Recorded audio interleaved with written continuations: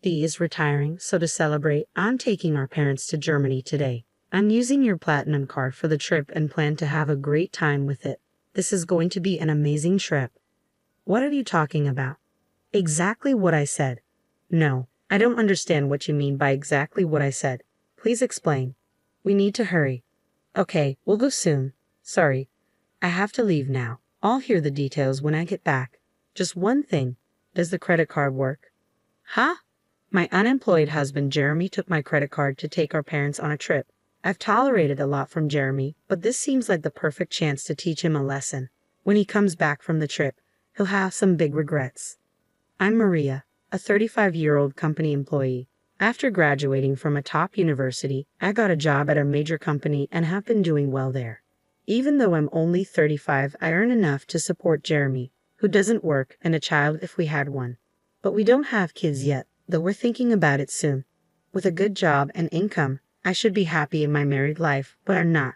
The idea of having a child is just a possibility, but Jeremy not working is real. I'm not hungry for dinner because I ate snacks. That's fine, but what about your job search? I didn't go for an interview today. I just stayed home looking at job websites. Jeremy quit his job a year ago and has been job hunting since. Actually, he's been working part-time but doesn't stay in any job for long.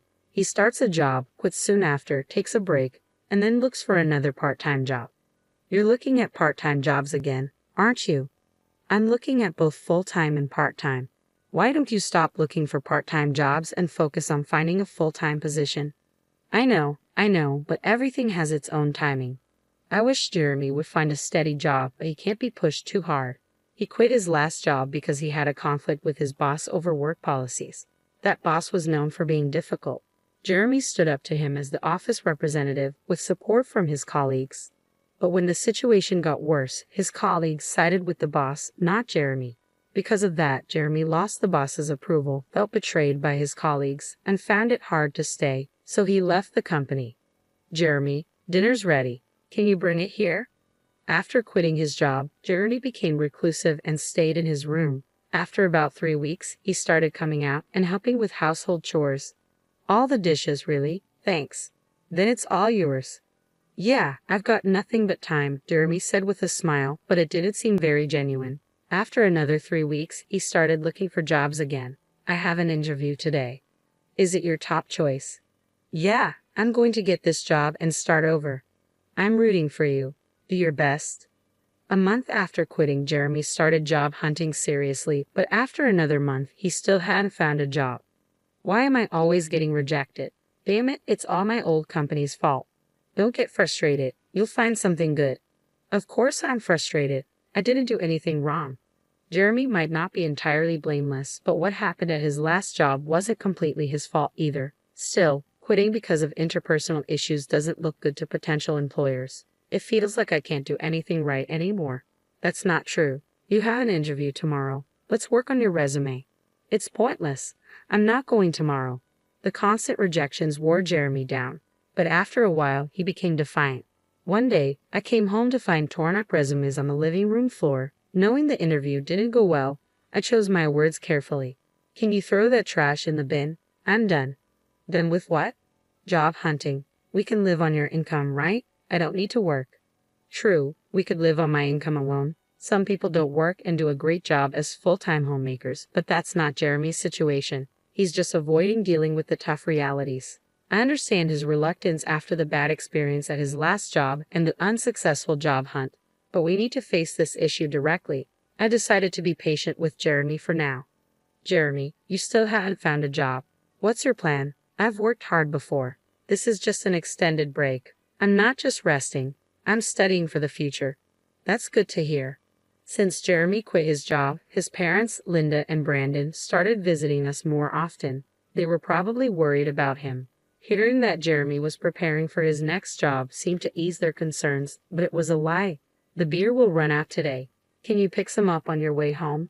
It's running out again. You drink too much. Try to cut down a bit.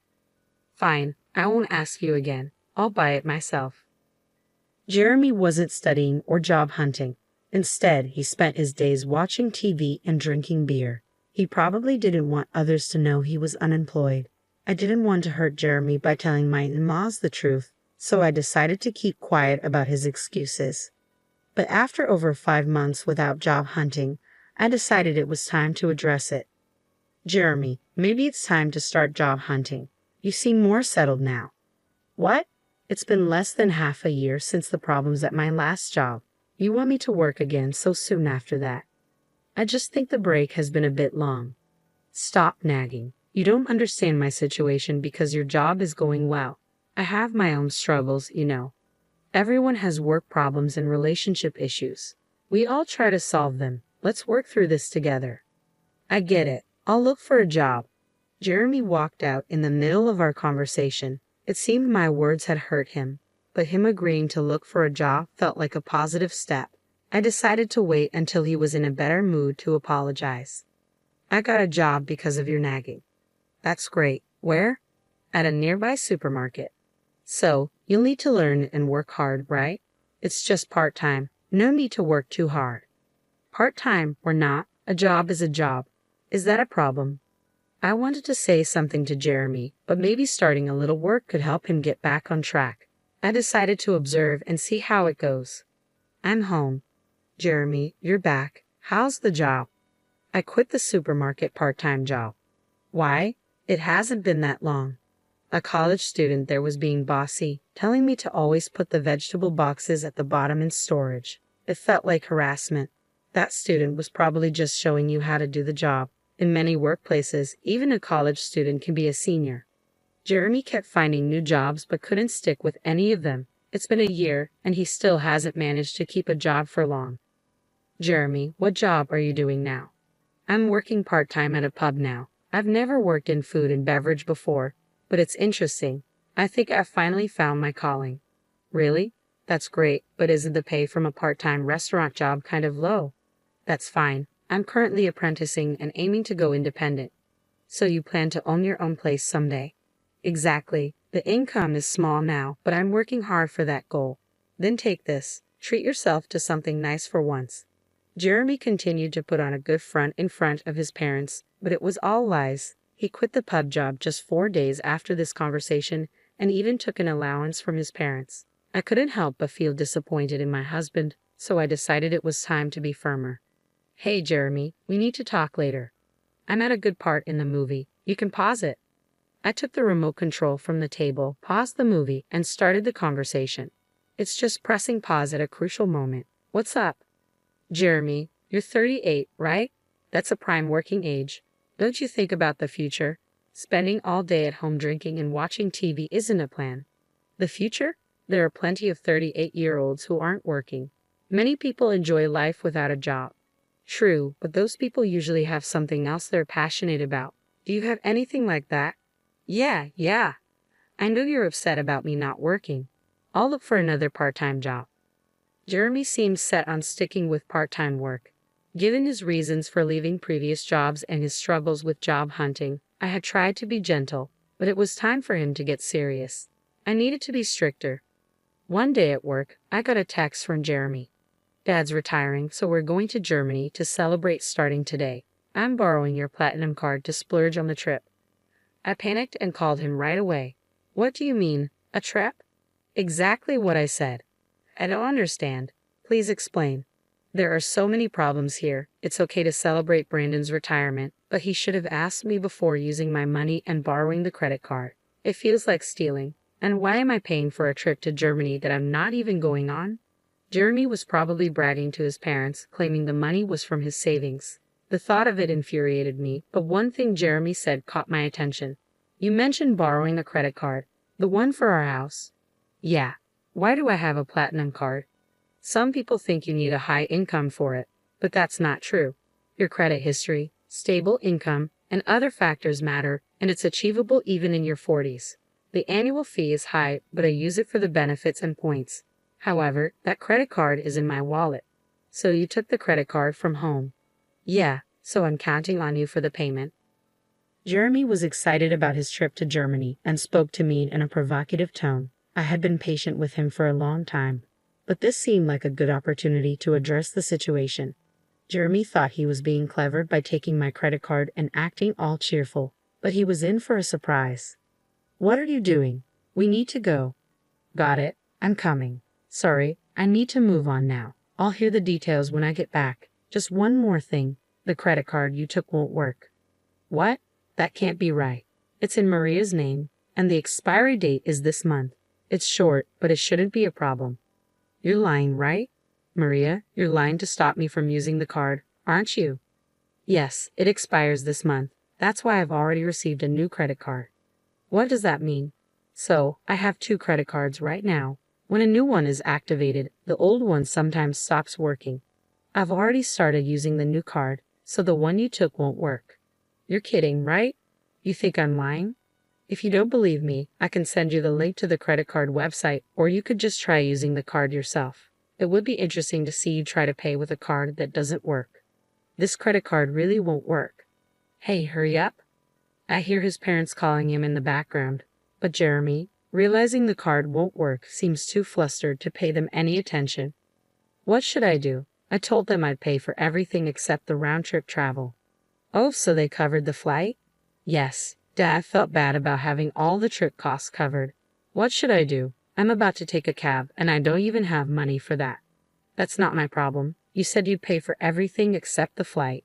Using my credit card in the first place was wrong. Pay with your own money. How can I? I don't have any money. Exactly.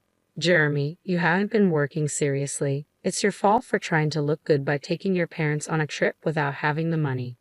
I'm at work, so I have to hang up now. I just wanted to tell you about the credit card. Wait, I hung up and went back to work. Jeremy, unable to pay for even the cab, would have to come clean to his parents. That night, after finishing work, I got a call from Laura. I heard from Jeremy that he tried to use your credit card and lied about working. I'm sorry for the trouble. No need to apologize, Laura. I'm sorry about the credit card issues. Are you okay with the money? We'll cover the trip's costs when we get back. I'll make sure Jeremy apologizes and finds a job right away. I'm sorry, Laura, but I'm considering divorcing Jeremy. Divorce because of this? It's part of it, but Jeremy has been taking money from me for a while. What? I stopped giving Jeremy money to curb his drinking. He started a part-time job and bought his own alcohol, but the salary wasn't enough for daily drinking. Jeremy began stealing money from my wallet to buy alcohol. Over the year, he repeatedly took amounts ranging from $7 to $70, which added up to a significant sum. I had been strict, hoping he'd change, but when he stole my credit card for his trip, it was clear he had no intention of improving. I respect your decision. Should I tell Jeremy about the divorce? Could you just tell him I want a divorce? We'll discuss the details when he gets home. About an hour later, the next morning after my call with Laura, Jeremy called. He must have heard about the divorce from her, but I had asked her to wait until he was back to discuss it. Too exhausted to deal with it, I decided not to answer. The next morning, after returning from work, I found Jeremy at home. He had cut his trip short. I'll work properly now. Please don't leave me, he pleaded as I entered the living room. Seeing Jeremy, he immediately apologized. His regrets seemed sincere, but came too late. He had a whole year to change and still asked for another chance. I had warned him repeatedly, but he squandered every opportunity. I'm not going to give Jeremy another chance because he gave up on me. My mind is made up. Can you leave? Please don't say that. If you don't leave, should I call someone to help you pack your things? I'll move out only if you can afford the rent here. Jeremy fell silent. He didn't even have the money for next month's rent, let alone any income. My words and the reality of the impending divorce made him realize the severity of his situation. With nothing to take, Jeremy seemed to be leaving the house, probably heading to his parents' place. I considered asking if he had money for transportation, but Jeremy isn't a child. He should manage his own affairs, money or not. I watched him leave, feeling a mix of sadness and resolve. After leaving, Jeremy went to his parents' house. Later, I received a call from Linda. My parents-in-law let Jeremy stay for one night, but then asked him to leave the next day. They were worried he might become too reliant on them if he stayed. They wanted to create a situation where he had to fend for himself. It must have been tough for them to send their son away, but they felt it was necessary for his recovery. Kicked out from his parents' home, Jeremy came back to our house, pleading with me. Please help me. I've got nowhere to go and no money. That's the result of your own actions. You need to handle it yourself. Everyone faces hardships. Sometimes it's necessary to ask for help, But all you've done in the past year is abandon your responsibilities and do as you please. I didn't let Jeremy into the house and turned him away from the doorstep. The divorce went through eventually. Despite his reluctance, with the support of his parents, it happened faster than expected. I don't know what happened to Jeremy after we split. He's probably still jumping from job to job and making excuses for himself. I used to think I'd feel lonely without Jeremy, but I was surprised to find that I didn't feel lonely at all. Instead, I felt a weight lifted off my shoulders. Living with Jeremy had been incredibly stressful. His attitude and constant need for reassurance kept me on edge. I was always walking on eggshells, afraid of saying something that might upset him. Now, without him around, I don't have to worry about that anymore. My life has become much more comfortable. I hadn't realized how much of a burden our relationship had been. I was constantly trying to support him both emotionally and financially, and it drained me. Now I can focus on myself and my own well-being. I'm relieved that I didn't let Jeremy drag me down with him. I was always trying to help him, hoping he would change, but it never happened. Letting go of that responsibility has been freeing. I no longer have to cater to anyone else's needs or deal with anyone else's problems. I can finally live my life on my own terms without having to accommodate anyone else. It's a fresh start, and I'm embracing it fully. I have more time for myself, more energy to pursue my own interests, and a clearer mind to think about my future. I'm grateful for this new chapter in my life, free from the stress and worry that Jeremy brought into it.